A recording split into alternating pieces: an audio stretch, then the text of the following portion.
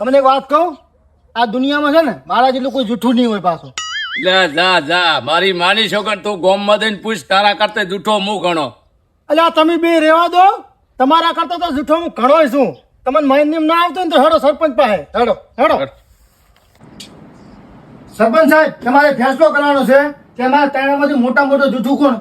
એમાં શું ફેસલો હું તરત કરી નાખું. બોલ લા તું હેડ. એટલે સરપંચ સાહેબ 5 કિલો મેઠાઈ તો હું એકલો ખાઈ ગયો. એમાં શું વળી નવાઈ છે? 10 કિલો હું એકલો ખાઈ દઉં છું. આ જૂઠું ના કહેવાય.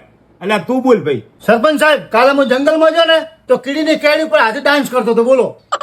હવે આ તો હું નોનપણથી ઓભળતો આવું છું. આ કોઈ જૂઠું ના કહેવાય. એટલે ભાઈ તું બોલ.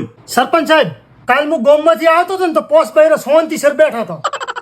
હા, આ સૌથી મોટા મોટો જૂઠો આવ્યો છે.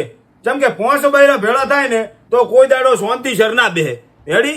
એટલે મોટા મોટો જૂઠો આવ્યો છે.